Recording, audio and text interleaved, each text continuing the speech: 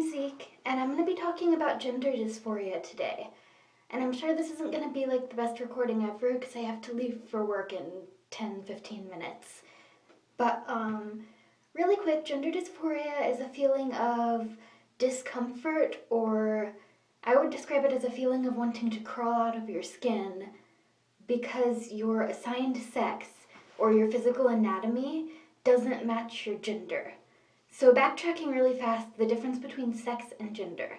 Sex is defined by DNA and body parts, and gender is a societal construct involving roles in society and how you personally identify. So moving on from there, gender dysphoria is different for every person. And for me, it's a really strong feeling of wanting to crawl out of my skin or wanting to push back against my assigned sex.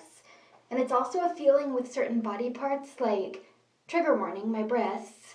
I'm like, get these things off me. What are these and why are they attached to me? And it can lead to depression or anxiety, or it can just be like, yuck, but doesn't lead to like mental health issues all the time. But enough about that, because I feel like most people watching this video already know what gender dysphoria is.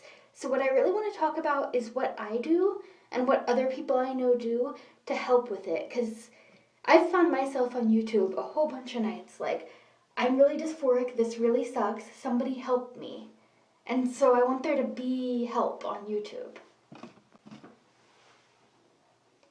So tip one, I don't really want to say tip one because I'm not like giving you advice. And by the way, this isn't scripted. That's why there's a lot of going on.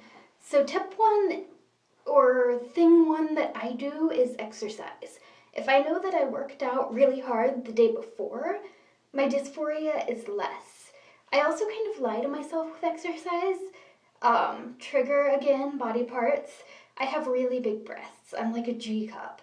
And I honestly keep telling myself if I exercise enough, maybe they'll get at least a little bit smaller and the binder will be more effective before top surgery.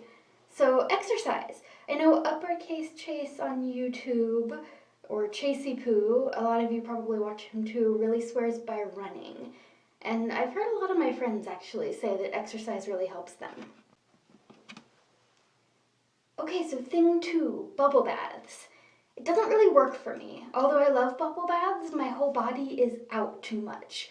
But a lot of my friends swear by bubble baths and candles and chocolate and just general self-care. So general self-care for me is usually more singing about what's going on and doing artwork and playing musical instruments, but something that makes you feel good. Okay, so I'm really temporarily showing you my bathroom, but I also write in dry erase marker on my mirror things that I like about myself that aren't related to my body. So it says sensitive and strong and love myself and love others, and behind the owl it says fabulous. And then at the bottom it says things that I do like about my body that I'm not dysphoric about. So for me, I like my eyes. I like that my hair is thick. I actually really like my small hands and feet. I know that's a point of dysphoria for a Okay, so wrapping it up as quick as I can because I have to go to work and this video is getting really long. Other things that can help are distracting yourself. So watching movies, going to the park, hanging out with your friends, things that aren't related to gender, or looking at people who are further along in their transition. So personally, I like to look at top surgery results because I have a lot of dysphoria around my upper half right now. So hopefully that helped. I have to go to work. I'm Zeke. I intend to be posting more in the future, and have a great day.